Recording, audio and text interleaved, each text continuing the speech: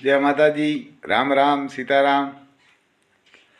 इधर हमारे काल 5 बजे से दिन में आज सुबह तक ये बारिश है। ज़्यादा तो नहीं है, कोई कोई गांव में बहुत है। इधर हमारे से कम 30-40 किलोमीटर दूर है गोप और जाम जोधपुर, उधर ज़्यादा बोल रहा है सब, उधर ज़्यादा बारिश है। तो ये कल 5 बजे से ये कोई तूफान है, तो इसीलिए बारिश हो रही है। क्योंकि ये प्रजा और राजा दोनों खराब होता है ना, तभी ऐसे बारिश होती है। ये महाभारत में लिख के आता है। महाभारत हम तो हमेशा पढ़ते हैं, महाभारत रामायण गीता। जो ये जिसके घर पे पढ़ाई होती है ना, वहाँ कोई अकाल मृत्यु भी नहीं आ सकता। लेकिन ये दूसरा बहुत लोग देखते हैं सुनते हैं, लेकिन ये कोई महाभारत तो ज़्यादा देखते ही नहीं, कोई ऐसी 100 लोग ही देखते हैं। ये अपना देश और अपनी संस्कृति की बर्बादी है। यही कोई को धर्म नहीं देखना, देखना है कोई नाचने वाली कोई गाने वाली होती है ना, वो बहुत लोग देखते हैं। लेकिन ये जो सही रास्ता है वो कोई नहीं सुनता। इसलिए ये सब किसी को कैंसिल हो रहा है, कोई किसी से मर रहा है, कोई अकाड़ मर रहा है।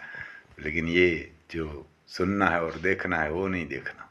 क्योंकि उसमें ये अभी कलयुग चल रहा है, तो उसमें महाभारत में एक दिन ऐसा आ रहा था परसों कि आदमी की 6 साल की उम्र होगी, 6 साल में मर जाएगी, इतनी तक घट जाएगी उम्र।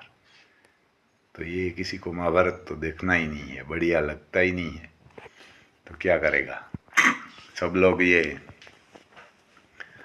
नाचने गाने वाला होता है वो ज़्यादा देखते हैं, यूट्यूब में हम भी देखते हैं। जो धर्म के लिए होता है वो नहीं देखते। ये हमारा स्टेट फार्म का काम ये चल रहा है एक साइड का ही। क्योंकि एक साइड का तैयार हो जाएगा तब दूसरी साइड का करेंगे काम। ये साइड है दूसरी, ये हमारा डॉन है ब्राज़ीलियन मास्टिक। ये हमारा जीरा है। कम से कम 7 साल से हमने नहीं लगाया था, तो पहली बार ही लगाया। बहुत बढ़िया है। 1 महीना और 4-5 दिन, 1 महीना और 4-5 दिन का है। इसमें अभी तक तो कोई दवाई और खाद कुछ नहीं लगाया। ये गाय का 300 ग्राम दूध, 250-300 ग्राम गिर गाय और काकरेज का, और गोड़, और ये डीकम्पोज हम बनाते हैं वो, और गाय का गौमूत्र 1 लीटर और 2 लीटर गाय। तो ये बहुत फ़ायदा करते हैं। कोई कोई लोग बोलते हैं ये भैंस का साटना चाहिए दूध, और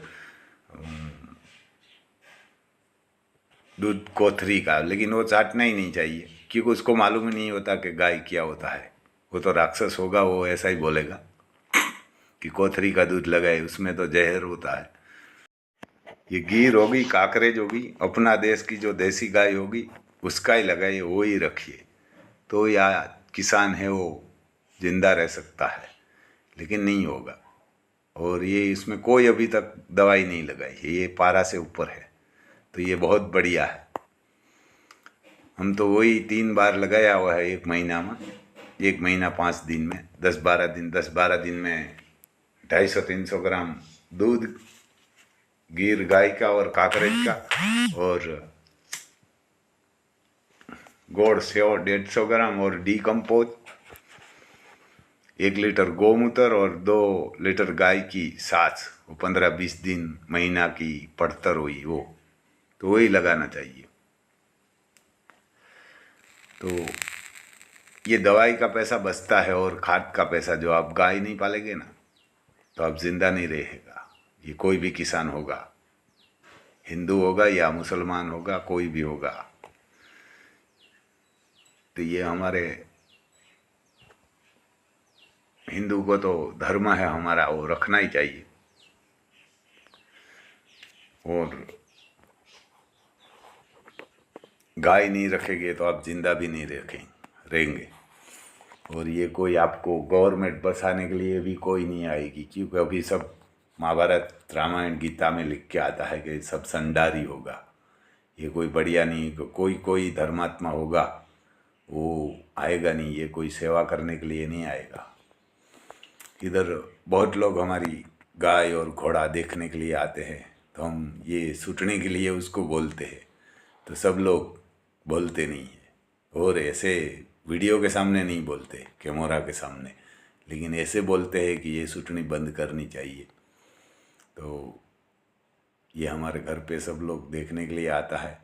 तो बहुत लोग ऐसे भी बोलते हैं कि भाई हम तो डरते तो नहीं हैं, लेकिन जिसको मत नहीं दिया ना, उसका बाप दादा को हमने क्यों मार दिया होगा, ऐसा मोह करके घूमते हैं, सामने मिलते हैं। तो ये दोनों जहाँ गांव होता है वहाँ मेरे हिसाब से ज़्यादातर एक ही जाति की परिवार रहता है, कुटुंब ही रहता है।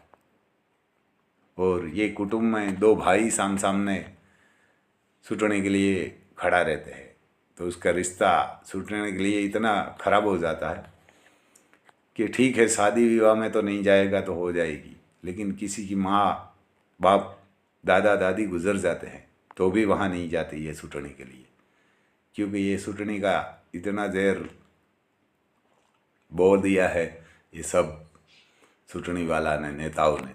तो ये मैं यही रिक्वेस्ट है सबको कि ये मीडिया वाला और ये जो भी यूट्यूब में ब्लॉग बना के पैसा के लिए कर रहा है और माँ बहन बेटी बीवी और सबको नसा रहा है, उसको यही रिक्वेस्ट करता हूँ कि ये भी साथ में भेजिए, तो ये पूरा देश में होगा तभी बंद होगा, हमारे एक से नहीं होगा। क्योंकि हम एक कितनी कितनी जगह पे पुसा सकते हैं। आप सब इसको शेयर कीजिए और लाइक कीजिए और दूसरे को भेजिए, तभी ये सुटनी वाला बंद होगा। ये गरीब को बहुत बड़ी तकलीफ है पूरा देश में। मेरे को एक गांधीनगर से हाई कोर्ट का वकील से, मैं नाम तो उसका भूल गया हूँ, उसी को फ़ोन आया था कि राम भाई आप कौन सी पोस्ट ऊपर है। मैं बोला भाई हम तो किसान है, पोस्ट कहाँ से होगी, हमारे पास तो गाय है घोड़ा है और किसानी है, हम तो इधर उधर गोबर उठा के फेंकने वाला है। तो कहा नहीं आप ऐसा लोग नहीं है, आप कोई बड़ी पोस्ट माते हो। मैं नहीं, मैं बोला भाई मैं तो किसानी हूँ और पढ़ा लिखा भी नहीं हूँ।